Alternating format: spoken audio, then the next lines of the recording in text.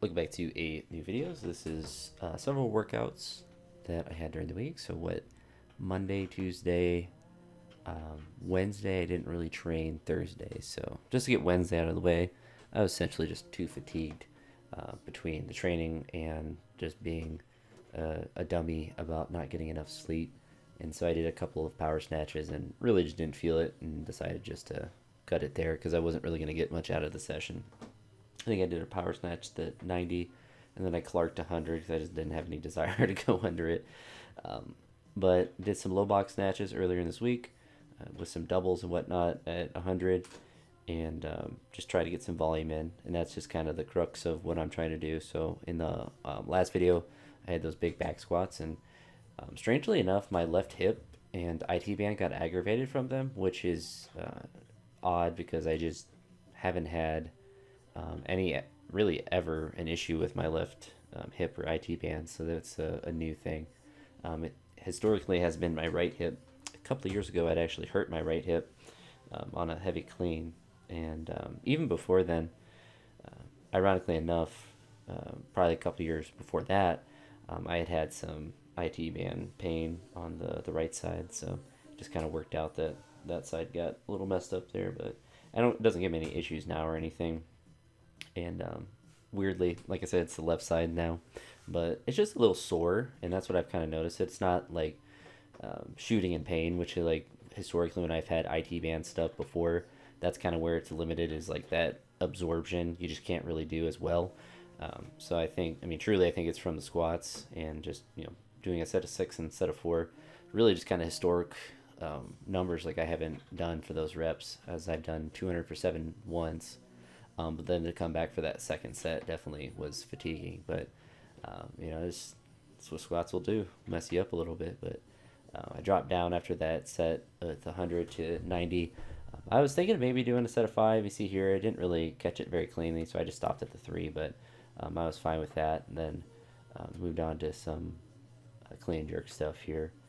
And I don't know, like what's nice with these crash pads obviously is that it deadens the weight when you drop it. So and it makes it like a nice low block level. But I just like the wood just because you can roll the bar around. I feel like I can just get it in a better position. But it doesn't, like, it's not bad to have it on this crash pad. I also don't know if as the weight increases, if it sinks deeper and then it becomes less of like a different height. Um, at least to myself, I kind of just, it messes with my brain a little bit when I'm thinking about that. But I don't know. I also kept forgetting to bring out so my white tier shoes I had in. I was spraying them with some foot spray and stuff, just because they get smelly. But I just kept forgetting them in the house, and I just have these Romaleos out there, so I've been using those. And honestly, the reason I even went to get tiers in the first place is because they're wider in the mid of the foot, and so I can wear them for a whole session, and they're comfortable. They're not as durable as these Romaleos. I have like no wear and tear from these, and I've had them for years. And it stinks because my feet are just a little bit too wide for them. But these shoes are definitely like, if you have normal sized feet, and I think my feet are relatively normal, probably a little bit wider than normal. Romaleos are definitely like by far the best. Rom twos, I should say, are definitely like the best shoe to get as far as like the performance and stuff with them. But when I wear them for a while, it just makes my feet just a little bit like I almost have to take them off between exercises. While I'm doing the actual sets and doing everything, it's fine. And I used them for years and was able to lift good numbers. But it's just one of those things. It's like if I have the ability to have a wider shoe, and like I think the tier ones look nice and everything, but it just I can wear them and not have to. And it's like not like, oh, I'm have them on for 3 hours and then my feet are. It's like after one session of or one exercise, like just snatches, they start to get sore. So I definitely think my feet are a bit too wide for them, unfortunately. But they're not meant to be comfortable. But at the same time, like I kind of want to be able to wear them for an hour and not have to, worry about my feet starting to be a little achy with that. But so I'll be, I think at the end of the last session today is the first one I use the tiers again after a couple of days. Unless it's like a super quick session, it's kind of like with the Addy Stars, the old classic ones. Like unless it's a really kind of casual, excuse me, a casual session that's I'm not that worried about, then I probably won't use them that much. But they're kind of nice to have. It's cool to have new shoes and stuff like that. And this I did 5 sets of three. with the snatch pulls and kind of just did it with short rest. Really like this style of pulls with the short rest because it's kind of just free cardio.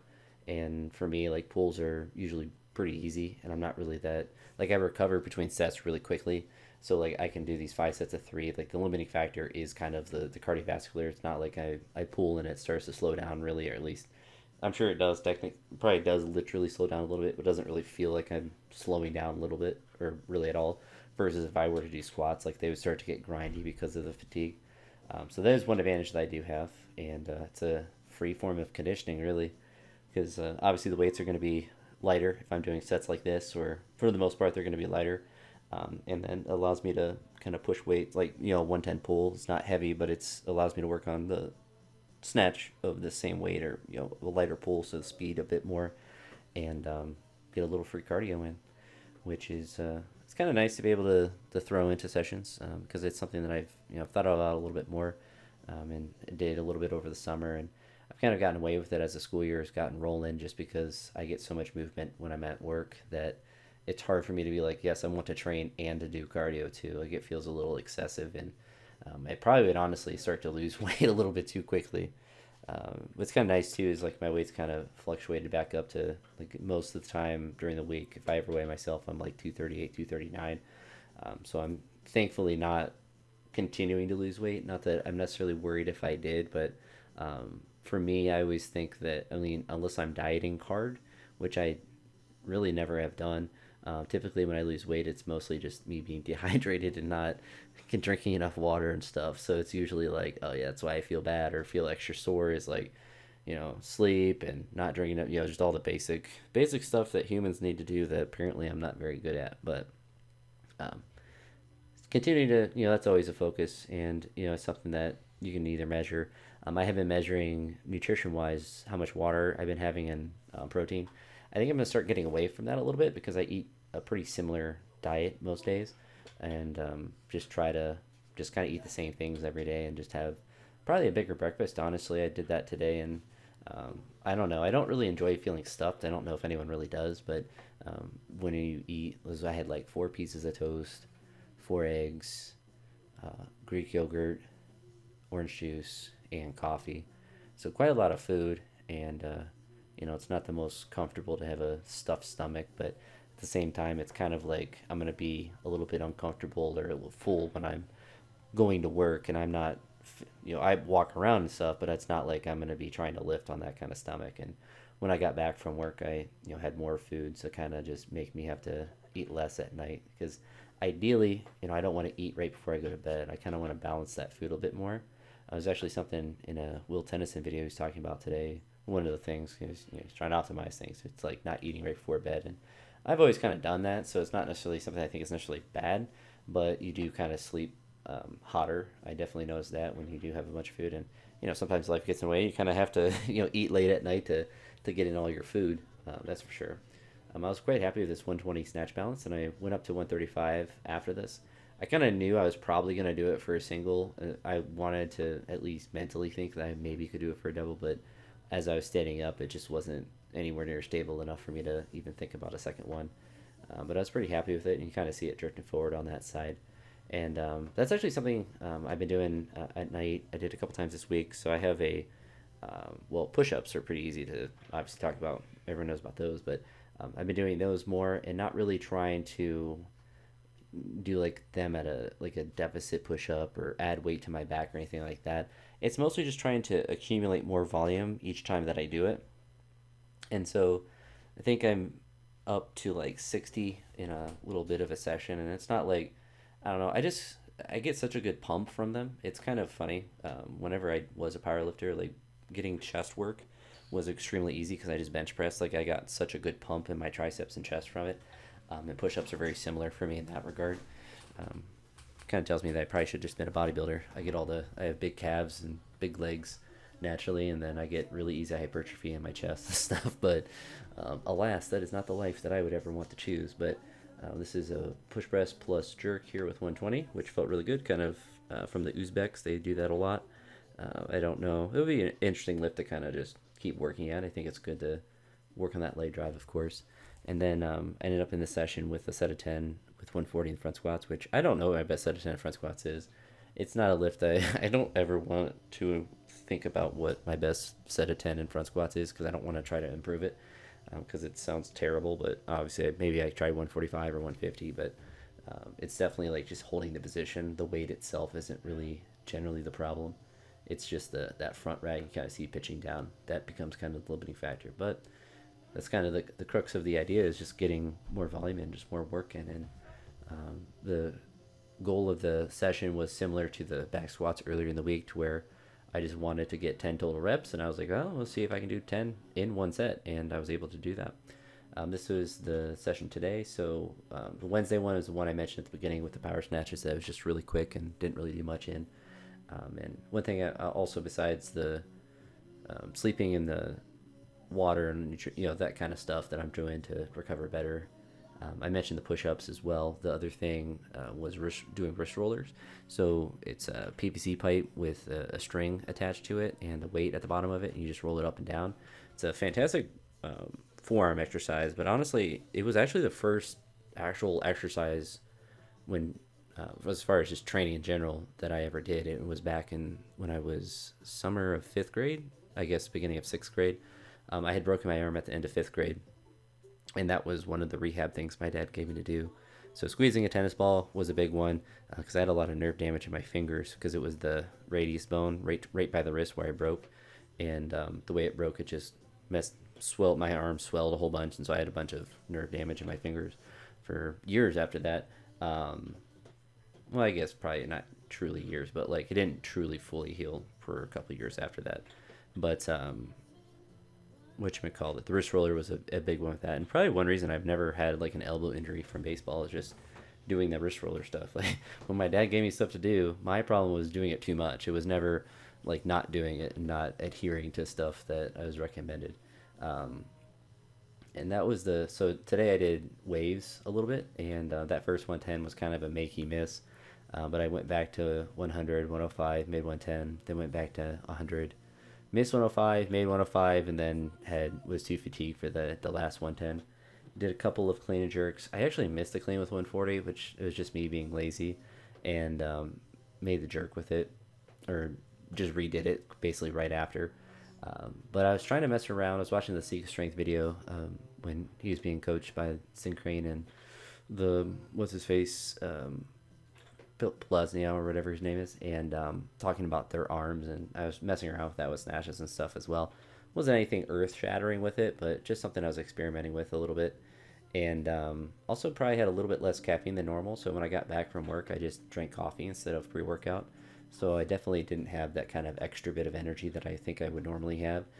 Not that this session really called for that, but definitely kind of felt that a little bit. But I think in general, like during the week, if I'm training at home, that's probably a smarter thing to do, and then kind of save the extreme caffeine days for Saturday when I do everything super heavy and there's not really like a time that I need to go to sleep at night, because even like now I definitely feel like I'm ready to sleep or whatever. Like I can go to bed and feel fine. Like I'm not that I'm necessarily like super wired when I go to bed, but there is certainly a difference because I do take caffeine probably about 5 o'clock at night, so it definitely can be impactful to sleep a little bit. I could just go no caffeine, but I kind of like caffeine. I'm kind of addicted to it, so I kind of like having it, and it definitely makes training a lot easier. And there, you see, I'm just frustrated, and the jerk with this was horrendous as well. So this is kind of like where the tiredness from, this is like a caffeine difference for sure, but also just doing a lot of volume in the snatch in this session impacted it. The original goal was to do 130 and to do several singles at that, but I just wanted to just work up to 140, and I was hoping just to do it for a single before I did some front squats. And this session was originally supposed to be the previous day, but like that fatigue, I ended up changing it to try to do powers, and the powers were feeling bad, so I just cut it off there.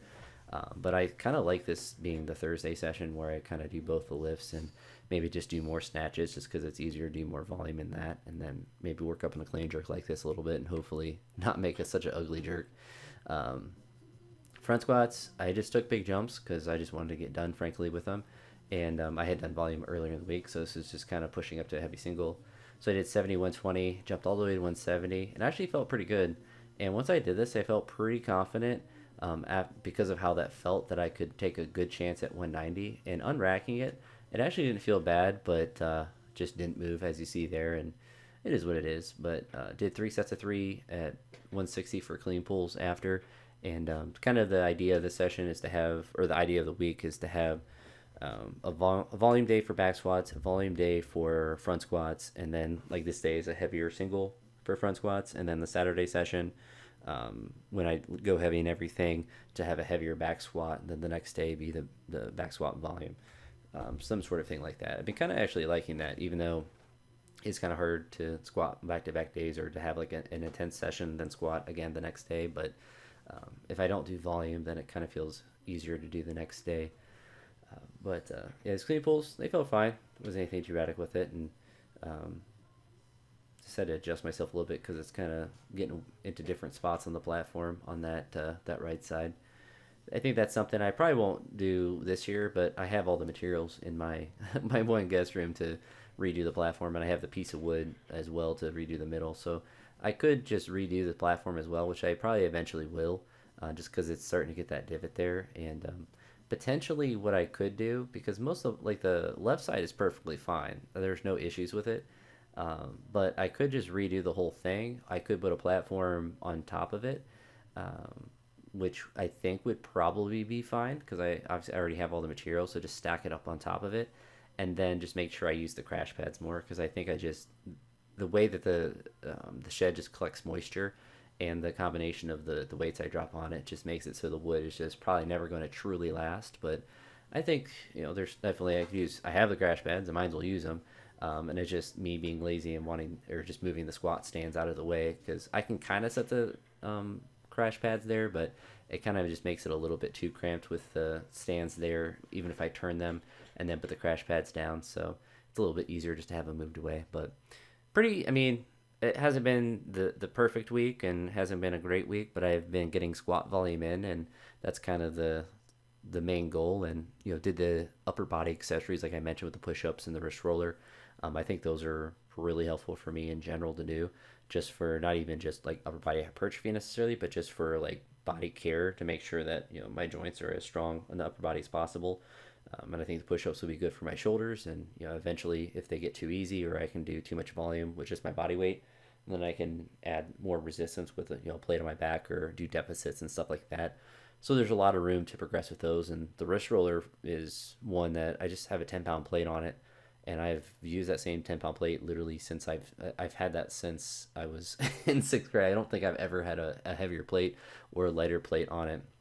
I just increased the volume. But with kind of wrist stuff, it's just you get such a crazy pump with any amount of work that you do with it. I feel like it's just like the perfect amount of weight, and the string is like the perfect distance, and it's worked forever. So my elbow hasn't exploded or anything yet. Not that I have elbow pain or anything, but that's probably because for many years I've done that wrist roller and stuff like that.